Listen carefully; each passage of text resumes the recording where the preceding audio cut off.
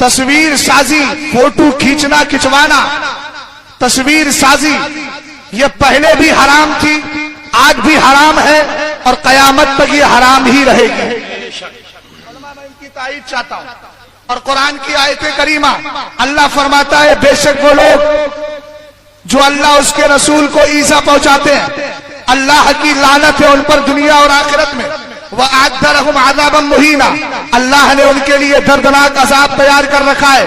اٹھائیے ذرا ام المومنین عائشہ صدیقہ رضی اللہ تعالی عنہا کی تفسیر، جس کے راوی حضرت اکرمہ ہے رضی اللہ تعالی عنہ، فرماتے ہیں ایذا دینے والوں سے مراد کون ہے؟ کہا ہم الذین یصنعون الصور، اس سے مراد وہ ہے جو تصویریں کھینچتے ہیں، تصویریں بناتے ہیں، تصویر سازی کیا کرتے ہیں۔ اب آئیے ذرا آگے بڑھتے ہیں۔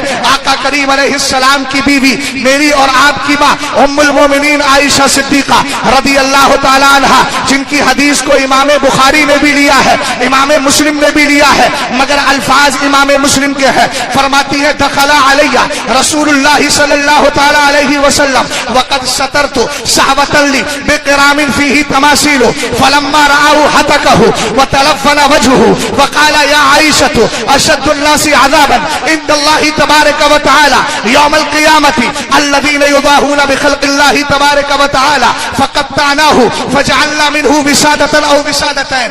ام المومنین فرماتی ہے مختلف حدیث کے الفاظ ہے، سرکار نے ایک دن سفر سے تشریف لائے، ام المومنین فرماتی ہے ایک دن آقا میرے پاس آئے تو آقا کریم علیہ السلام کے آنے سے پہلے میں نے اپنی طاق کو ایک پردے سے بند کیا تھا، اس میں تصویریں تھی، اس میں تصویر تھی۔ آقا کریم علیہ السلام کی جب نظر پڑی میرے نبی نے اس کو پھاڑ دیا اور آپ کے چہرے کا رنگ بدل جاتا ہے، جو ناگواری کے آثار تھے۔ سرکار نے ناراضگی کا اظہار فرمایا اور اس کے بعد آقا علیہ السلام فرماتے ہیں اے عائشہ تمہیں پتا ہے قیامت کے دن اللہ کی بارگاہ میں سب سے زیادہ سخت عذاب کن کو ہوگا؟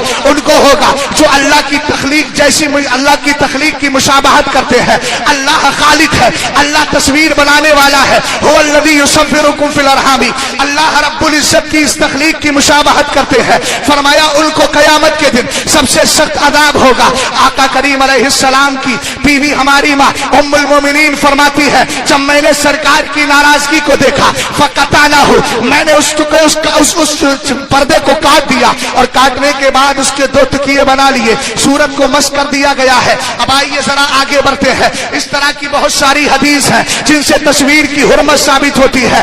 آج ایک واویلا مچایا جا رہا ہے، حرمت کا مسئلہ، تصویر کی حرمت کا مسئلہ مختلف ہی ہے، فلاں نے اختلاف کر دیا ہے، فلاں نے اختلاف کر دیا ہے۔ میں ڈنکی کی چوٹ پر اپنے ان بزرگوں کے قدموں کو چوم کر کہتا ہوں تصویر کا مسئلہ نہ کبھی مختلف بھی تھا اور نہ آج ہے۔ تمہارا ذہن و دماغ اختلاف پیدا کر کے اس مسئلے کی حرمت کو آسانی میں بدل نہیں سکتا، جواز کی طرف لے جا نہیں سکتا۔ جو تاج الشریعہ نے پیغام دیا ہے اور ان سے پہلے جو اعلیٰ حضرت نے عطا القدیر فی حکم تصویر میں دیا ہے وہی موقف حق ہے اور الحمدللہ ہم اس کو مانتے ہیں۔ اب آئیے ذرا آگے بڑھتے ہیں۔ بات یہ چل رہی ہے کہ یہ مسئلہ مختلف ہی ہے، ہم نے کہا کبھی مختلف ہی رہا نہیں اور نہ ہے۔ کچھ لوگوں نے اس کا جواز ثابت کرنے کے لیے یہ کہہ دیا تصویر ہمارے نزدیک حرام تو ہے مگر ضرورت کا تحقق ہو گیا ہے۔ میں نے کہا اپنی تحقیق کو اپنے پاس رکھو، اس لیے کہ تمہاری تحقیق میں ہمیشہ اختلاف ہوتا رہتا ہے۔ کبھی تم مدنی چینل کے بارے میں کہتے ہو، اس کو دیکھنا نہایت مستحسن ہے۔ میں پوچھنا چاہتا ہوں استحسان کی حد تو فرض پر جا کر رکتی ہے، تو کیا تمہارے نزدیک مدنی چینل کا دیکھنا یہ فرض ہو گیا؟ اس کو فرض کے درجے میں رکھتے ہو۔ ہم ایسوں کی تحقیقیں نہیں مانتے، ہم تحقیق ایسے کی مانتے ہیں جس کی تحقیق میں خلوص بھی ہوتا ہے، جس کی تحقیق میں تقویٰ بھی ہوتا ہے، جس کی تحقیق میں صلاح بھی ہوتی ہے، جس کی تحقیق میں فلاح بھی ہوتی ہے۔ ہم استاد الشریعہ کی تحقیق کو سامنے رکھ کے آگے چل رہے ہیں۔ جو مرتبہ امام اعظم ہے وہ امام اعظم جس کا عالم یہ تھا جب کوئی مسئلہ حل نہیں ہوتا تھا 40 بار قرآن پاک کے ختمات کرنے کے بعد جب مسئلہ لے کر بیٹھتے تھے اللہ تعالیٰ مسئلے کا حل فرما دیا کرتا تھا۔ نعرہ تکبیر، نعرہ رسالت۔ توجہ فرمائیے، میں دو استدلال کی بات کرتا ہوں۔ دوسرا استدلال یہ کیا گیا जो कल तक टीवी और मूवी के बारे में कहते थे, झूठ के खिलाफ जंग जारी रहेगी, गीबत के खिलाफ जंग जारी रहेगी, टीवी के खिलाफ जंग जारी रहेगी, मूवी के खिलाफ जंग जारी रहेगी। मैंने कहा भैया कभी ये भी तो कह दो बेदेबंदियों के खिलाफ जंग जारी रहेगी, कभी ये भी तो कह दो बदअकीदा लोगों के खिलाफ जंग जारी रहेगी, कभी चैनलों पर बैठकर ये भी कह दो अशरफ अली के खिलाफ जंग जारी रहेगी, इस्माइल के खिलाफ जंग जारी रहेगी। ये कब बोलोगे? ये मसलहतें और हिकमतें मत निकालो। अगर तुम्हारे यहाँ नाम लेना आयब है तो बताओ आला हजरत में 250 किताबें प्रत्येक बदमज़हबा में लिखी है और नाम ले लेकर के रद्द किया है, तो तुम्हारी मसलहत सही है या आला हजरत की मसलहत सही है? तवज्जो फरमाइएगा, आगे देखें। इस्तेदलाल किया, किताब का नाम है टीवी मूवी। कल तक जो घरों से टीवियां निकालते थे, आज वो कह रहे हैं 99 बदकिस्मती से 99% लोग टीवी में मुब्तला हैं। ये उनके जुमले हैं और ये इस्तेदलाल देखिए कितना मजबूत है। तस्वीर की हुर्मत के सिलसिले में हदीस एक जानिब आ जनाब, तो फिर न जाने दर्जा इत्तिहाद पर फाइज है किस पर है मैं नहीं जानता, मगर कह रहे हैं 99% लोग इसमें आ गए हैं। और आने के बाद कहते हैं 1% बचे भी हैं तो वो भी किसी तरीके से दूसरों के यहाँ जाकर के देख लेते हैं, और अगर इतना ही नहीं तो क्या अखबार को देख लिया करते हैं। लिहाजा अब इसका मतलब आप समझ गए होंगे। अब आइए जरा फतावे रज़विया की 26वीं जिल्द के बारे में मैं उलमा की खास तवज्जो चाहता हूँ। 26वीं जिल्द है फतावे रज़विया की, उसका एक हवाला पेश कर रहा हूं। तासीम उम्मत का मसला अलग है, असबाबे सित्ता का मसला अलग है। मेरे इमाम से ज्यादा असबाबे सित्ता को समझने वाला कोई नहीं है, मगर फतावे रज़विया में आला हजरत फरमाते हैं मज़ामीर के बारे में कि मज़ामीर हराम है और हराम ही रहेगा। और फरमाया लोगों के, जिसको आप म्यूजिक बोल सकते हैं, फरमाया हराम है, हराम ही रहेगा। और लोगों के गुनाह में मुब्तला हो जाने से कोई गुनाह जायज नहीं हो जाता।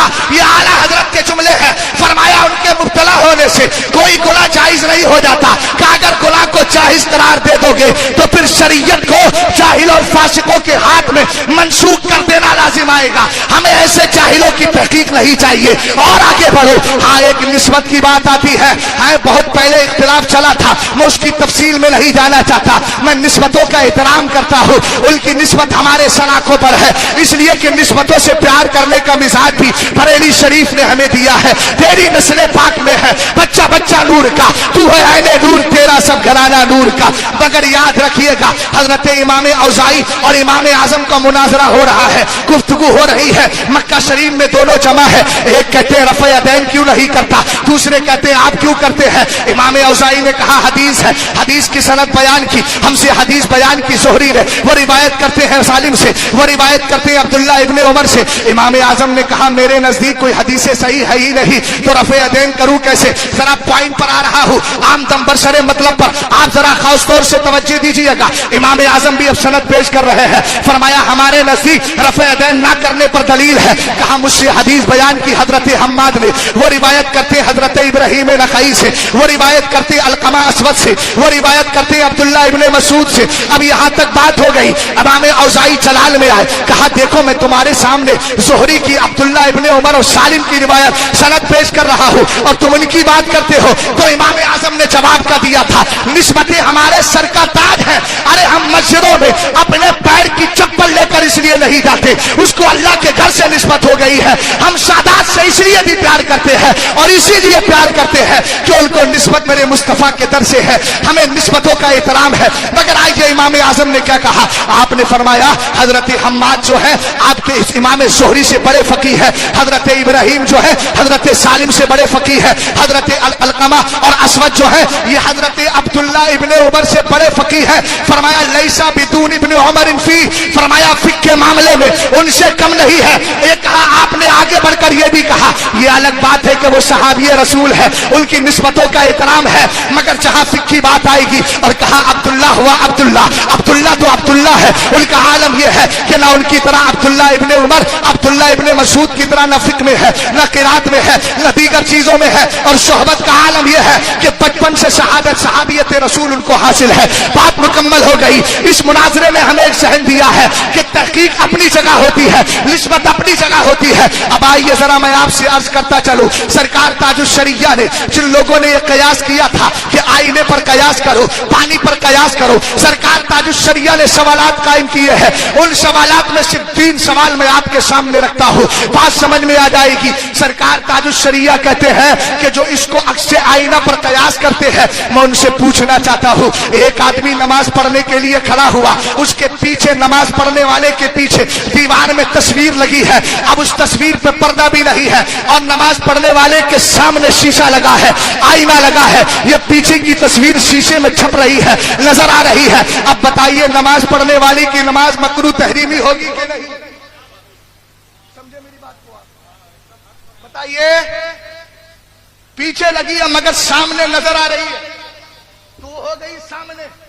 تاج الشریعہ کہتے ہیں اب بتائے اگر مکروہ تحریمی ہے نماز تو وہی مان لیا جو ہم نے کہا. ایک بات اور آپ نے فرمائی, ٹی وی کے تعلق سے آپ نے کہا کہ صاحب اس میں وہ عکس آئینہ پر قیاس کر کے ہم اس کو جائز قرار دے رہے ہیں. تو سرکار تاج الشریعہ کہتے ہیں ایک آدمی نماز پڑھنے کھڑا ہوا, ٹی وی چالو کی, سامنے اس نے مان لیجئے یہی چینل لگا لیا بپا والا, اور لگانے کے بعد اس نے کھولنے کے بعد اب نیت باندھی, سامنے وہ تصویر ہے. اب بتائیے نماز مکروہ تحریمی ہوگی کہ نہیں؟ تو اس کا مطلب یہ ہے کہ عکس آئینہ والا قیاس نسبتیں اپنی جگہ, یہ جملہ دونوں لے کر کے جانا. کل کوئی میرے اوپر یہ غبار اور اس طرح کا اعتراض یا کیچڑ اچھالنے کی کوشش نہ کرے. ہم نسبتوں سے پیار کرتے ہیں مگر جب تحقیق کی بات آئے گی تو تحقیق کی بنیاد پر جس کے دلائل مضبوط ہوتے ہیں بات اسی کی مانی جاتی ہے. سرکار تاج الشریعہ کے دلائل مضبوط ہے. اعلیٰ حضرت نے اطال کبیر میں مسئلے کو واضح کیا اور فرمایا شک نہیں کہ تصویر حیوانی مجسم ہو, خامشدہ کپڑے پر ہو, دیوار پر ہو, دستی ہو یا عکسی, اسی معنی میں داخل ہے, یعنی وہ حرام ہے, یعنی وہ حرام ہے. اور جب حرام ہے تو یاد رکھنا سرکار تاج الشریعہ کے فتوے کے مطابق جو مرکزی دارالافتاء سے فتویٰ دیا گیا وہ غلط نہیں صحیح تھا, اور ہم بھی اس بات کے قائل ہیں. اور آپ تاج الشریعہ سے پیار کرتے ہیں, ان کی نسبتوں کا ادب و احترام رکھتے ہیں, تو یہاں سے پیغام لے کر کے جائیے گا. ہم اسی موقع پر ہیں کہ ٹی وی مودی کے خلاف ہماری جنگ ہے اور جنگ رہے گی, اور انشاءاللہ الرحمن اس طریقے سے آخرت کو سنوارتے چلے جائیں گے. کاش میرے تاج الشریعہ کے فتوے پر سب نے عمل کیا ہوتا تو آج زمانے نے اس کو یہ زمانہ نہ دکھایا ہوتا. اس بزم سے مقصود ہے اصلاح مفاسد. رشتر جو لگاتا ہے وہ دشمن نہیں ہوتا. السلام علیکم. سبحان اللہ, سبحان اللہ, سبحان اللہ.